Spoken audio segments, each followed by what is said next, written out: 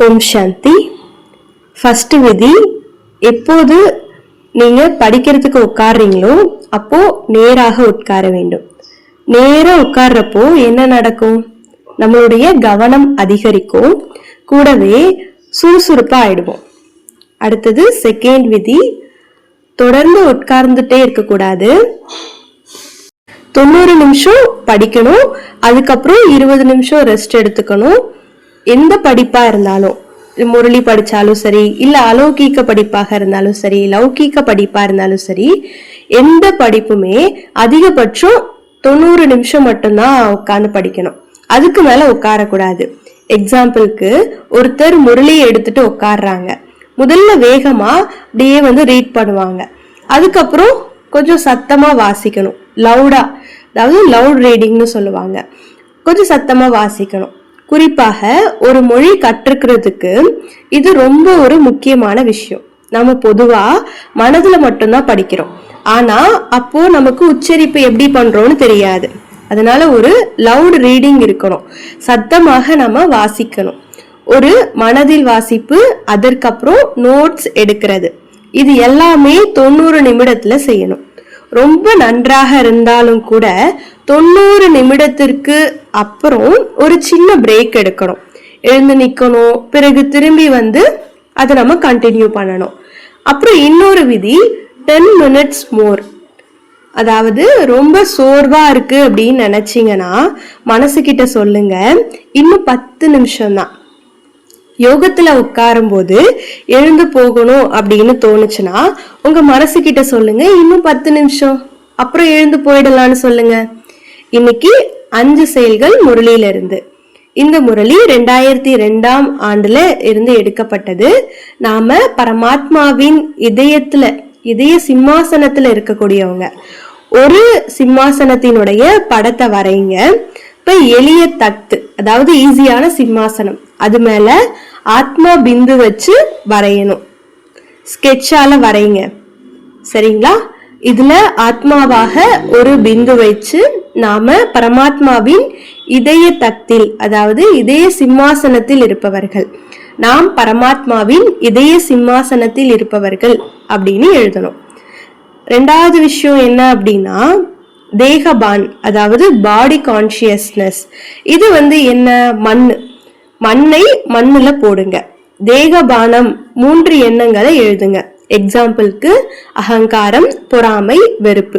அத ஒரு கோடு போட்டு நான் பக்கத்துல, அதாவது அதனுடைய பக்கத்துல எழுதுங்க, நான் ஆத்மா அப்படின்னு எழுதணும்.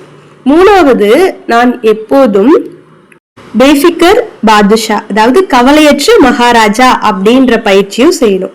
இந்த ஒரு லைனை எழுதுங்க, நான் எப்பவுமே பேஃபிகர் பாதுஷா, அதாவது கவலையற்ற மகாராஜா. 4வது ஹோம்ஒர்க் என்ன அப்படின்னா, ஒரு டைம் மட்டும் எழுதுங்க, ரிட்டர்ன் அப்படின்ற வார்த்தையை எழுதணும். எவ்வளோ பெருசா, முழு ஒரு பக்கம் எங்கும் அப்படியே ஒரு பக்கம் ஃபுல்லா எழுதணும். ரிட்டர்ன், RETURN, ரிட்டர்ன் அப்படின்னு எழுதணும். இல்ல இது ஹிந்தியில நீங்க ரிட்டர்ன் அப்படின்னு கூட எழுதலாம். ஆனா ஒரு முழு பக்கத்துல நிரப்புற அளவுக்கு பெருசா எழுதணும். நீங்க இங்கிலீஷ்ல எழுதலாம், RETURN அப்படி எழுதினாலும் சரி, இல்ல ஹிந்தியில எழுதினாலும் சரி, இல்ல தமிழ்ல எழுதினாலும் சரி, அது ஒரு பக்கம் ஃபுல்லா, ஒரு பேஜ் ஃபுல்லா நிரம்புற மாதிரி எழுதணும். அடுத்த 5வது ஹோம்ஒர்க் என்ன அப்படின்னா, புதுசா எதையும் சிந்திக்க வேணாம், புதுசா எதையும் செய்ய வேணாம். என்ன பண்ணுவோம்? புதுசா செய்யலன்னா ஃபாலோ ஃபாதர். இதுல சில வார்த்தைகளை 5 டைம் எழுதுங்க. புதியது, புதியது, புதியது, புதியது, புதியது, இப்படி 5 டைம்ஸ். சிந்திக்க, சிந்திக்க, சிந்திக்க, சிந்திக்க, சிந்திக்க. செய்ய, செய்ய, செய்ய, செய்ய, செய்ய, இந்த மாதிரி 5 times. Follow, follow, follow, follow, follow, father, father, father, father, father, அப்படி இந்த மாதிரி 5 டைம்ஸ் நம்ம எழுதணும். நாம எழுதுறப்போ என்ன நடக்கும்? நமக்கு இன்னும் மெமரி பவர் அதிகமாகும். அது என்ன செய்து, ஒரு புதிய நினைவு நமக்கு ஏற்படுத்தும். நாம எழுதிட்டு இருக்கும்போது மெதுவா நம்மளுடைய சொரூபம் அப்படியே மாற தொடங்கிடும். அதனால இன்னைக்கான முதல் ஒர்க்கு, ஒரு வரைபடம் வரையணும். அது என்ன வரைபடம்? ஒரு தட்டு, அதாவது சிம்மாசனம் வரைஞ்சு அதுல ஆத்மாவை உட்கார வச்சு வரையணும். அடுத்தது ரெண்டாவது தேகபானின் 3 எண்ணத்தை எழுதணும். எக்ஸாம்பிள் என்ன சொன்னோம்? எரிச்சல். இப்ப எக்ஸாம்பிளுக்கு ஒரு நோயாளர் வராரு, திரும்ப திரும்ப மருந்து எப்படி எடுக்கணும்னு கேக்குறாரு. ஒரு டைம் சொன்னா போயிடுவாரு, பிறகு திரும்பி கேட்பாரு, இப்போ சாப்பிட்டதுக்கு முன்னாடியா சாப்பிட்றதுக்கு பின்னாடியா, அப்புறம் போயிட்டு திரும்பி கேக்குறாரு, நான் காலையில உணவு சாப்பிடவே மாட்டேன், அப்போ என்ன பண்றது அப்படின்னு. அப்புறம் திரும்ப கேக்குறாரு, நான் டீ எடுத்துக்கலாமா பால் எடுத்துக்கலாமா அப்படின்னு. இப்படி திரும்ப திரும்ப கேக்குறாரு. இப்ப எல்லாமே குழப்பமாயிடுது. சில நோயாளிகள் ஒரு முறை போனாங்க அப்படின்னா கொஞ்ச நேரத்துல திரும்பி வர்றது கண்டிப்பா கேட்பாங்க. இது எல்லாமே நம்மள டென்ஷன் ஆக்க வைக்குது. ஆனா பாபா என்ன சொல்றாரு, வெளியில இருக்கிற எந்த சூழ்நிலையும் நம்மள டென்ஷன் ஆக்க கூடாது, எரிச்சல் அடைய வைக்க கூடாது. ஒரு பாபா இருக்காரு, அவர் ரொம்ப அதாவது ஒரு வயசான தாத்தா, அவரு ரொம்ப வயதாகிடுச்சு, 90 வயது. அவருடைய மகன் அவர் பக்கத்துல இருக்காரு. அவருடைய மகன் கேக்குறாரு, இது என்ன அப்படின்னு. மகன் சொல்றாரு, இது கிளி. கொஞ்ச நேரத்துக்கு அப்புறம் திருப்பி கேக்குறாரு, இது என்ன. மகன் திரும்பவும் சொல்றாரு, இது கிளி. மீண்டும் மீண்டும் கேட்டுட்டே இருந்தாரு, ஏன்னா அவருக்கு மறந்துருச்சு. அப்போ அந்த மகன் எரிச்சல் ஆயிடுறாரு. இவ்வளோ முறை சொல்றேன் இது கிளி கிளின்னு, ஆனா நீங்க திரும்ப திரும்ப கேக்குறீங்க, இன்னும் எத்தனை முறை சொல்லணும் அப்படின்னு டென்ஷன் ஆயிடுறாரு. கொஞ்ச நேரத்துக்கு அப்புறம் அந்த தாத்தா வயசானவரு ஒரு நோட்டு புத்தகத்தை எடுக்கிறாரு. அது அந்த மகன் சிறுவனாக இருந்த காலத்துல வச்சிருந்த கூடிய ஒரு டைரி நோட்டு. அதுல எழுதப்பட்டிருக்கு, அந்த சிறுவன் 20 டைம் கேட்டப்பவும் அவங்களுடைய அப்பா அந்த தாத்தா வயசானவர் எரிச்சல் இல்லாம 20 டைமும் இது கிளி அப்படின்னு சொல்லி கொடுத்திருக்காரு. இப்ப அதே மாதிரி நாமளும் எரிச்சல் ஆகாம இருக்கணும். அடுத்து மூணாவது விஷயம், மூணாவது ஹோம்ஒர்க் என்ன, நான் எப்பவுமே பேஃபிகர் பாதுஷா, அதாவது நான் கவலையற்ற மகாராஜா, பேஃபிகர் பாத்ஷா அப்படின்றது ஞாபகம் இருக்கணும்.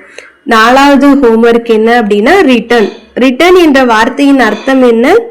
இது ஒரு கேள்வியாகவும் இருந்தது. ரிட்டர்ன் என்ற வார்த்தைக்கு எத்தனை அர்த்தம் இருக்கு? ஒன்னு திரும்பி போறது, இன்னொன்னு வீடு திரும்புறது, கூடவே நம்ம மூல ஆதாரத்துக்கு திரும்புறது, இன்னொன்னு திருப்பி கொடுக்கிறது. இப்ப யோசிங்க, ரிட்டர்ன் என்ற வார்த்தைக்கு இன்னும் என்னென்ன அர்த்தம்லாம் இருக்கு. எக்ஸாம்பிளுக்கு இன்கம் டாக்ஸ்ல கூட ரிட்டர்ன் என்ற வார்த்தையை பயன்படுத்துறாங்க.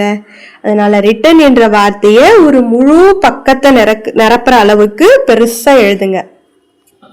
எழுத்துக்கள் தெளிவா இருக்கணும், நேரா இருக்கணும், கொஞ்சம் கூர்மையாக இருக்கணும்.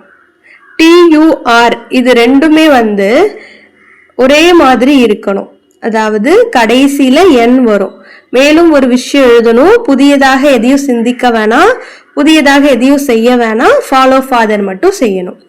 படிப்பதற்கான 3 விதிகளையும் நம்ம கேட்டோம். ஃபர்ஸ்ட் விதி, படிக்கும்போது நேரா உட்காரணும், உடல்ல அலர்ட்னஸ் இருக்கணும்.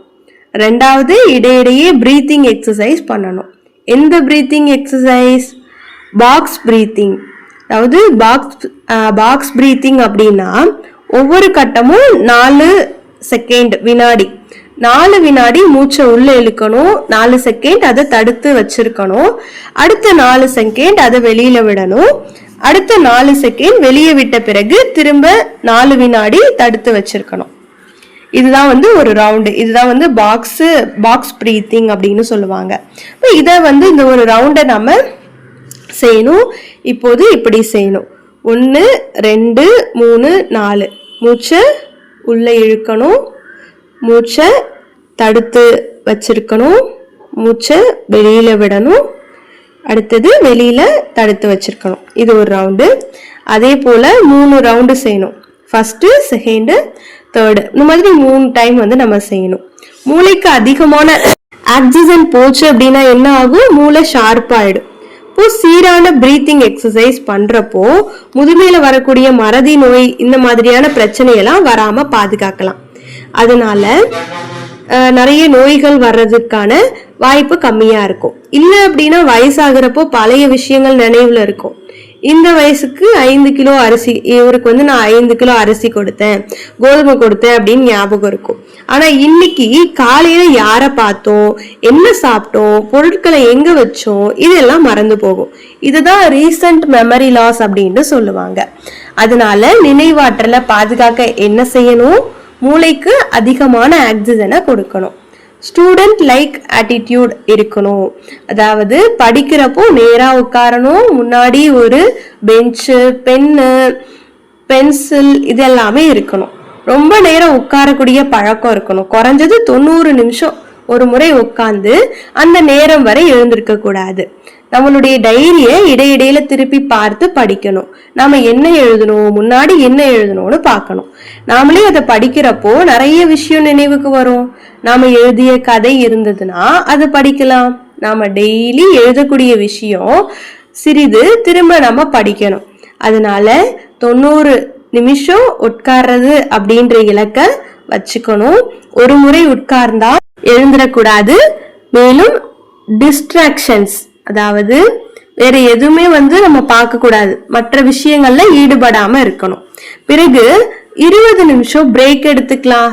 மேலும் ஒரு விதி இருக்கு, 10 நிமிஷம் மோர். உட்கார்ந்ததுக்கு அப்புறம் இப்போது போதும், எழுந்திரலாம் அப்படின்னு மனசுல தோன்றுச்சுன்னா மனசுகிட்ட சொல்லணும், இன்னும் 10 நிமிஷம். அதனால கொஞ்ச நேரம் எழுந்து ஓய்வு எடுக்கணும்.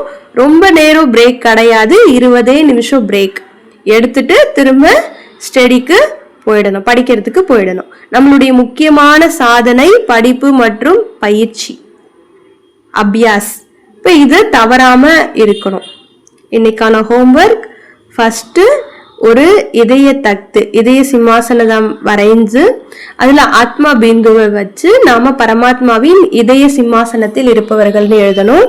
ரெண்டாவது ஹோம்ஒர்க், தேகபானின் 3 எண்ணங்களை எழுதணும். எக்ஸாம்பிள், அகங்காரம், எரிச்சல், பொறாமை. அவற்றை கிராஸ் செய்து பக்கத்துல அதை அடிச்சு பக்கத்துல நான் ஆத்மான்னு எழுதணும். மூணாவது வேலை, ஒரு முறை மட்டும் எழுதணும், நான் எப்போதும் பேஃபிகர் பாட்ஷா, அதாவது நான் கவலையற்ற மகாராஜா. நாலாவது வேலை, ரிட்டர்ன் என்ற வார்த்தையை ஒரு முழு பக்கத்துல பெரிய எழுத்துல எழுதணும். எழுதும் போது கவனிக்க வேண்டியது சரியாக இருக்கணும். எழுத்தின் மேல கோடு சரியாக இருக்கணும். எழுத்துக்கள் தெளிவாக இருக்கணும். அலங்கோலமாலாம் எழுதக்கூடாது. ஒரு வார்த்தை மற்ற வார்த்தையை தொடாம எழுதணும். இடைவெளி நிறைய இருக்கணும். அடுத்தது லாஸ்ட்ல இந்த வார்த்தைகளை 5 முறை எழுதணும். சில புதிய, சிந்திக்க, செய்ய, ஃபாலோ ஃபாதர். அதாவது புதியதாக எதையும் சிந்திக்க வேண்டாம், புதியதாக எதையும் செய்ய வேண்டாம், ஃபாலோ ஃபாதர். இதுக்காக இந்த 5 வார்த்தையை 5 டைம்ஸ் எழுதணும். இது இன்றைக்கான ஹோம்ஒர்க். ஓம் சாந்தி. அடுத்தது இன்னைக்கு கேட்ட முரளியை நாம ரிவிஷன் செய்யணும். நல்லது. ஓம் சாந்தி.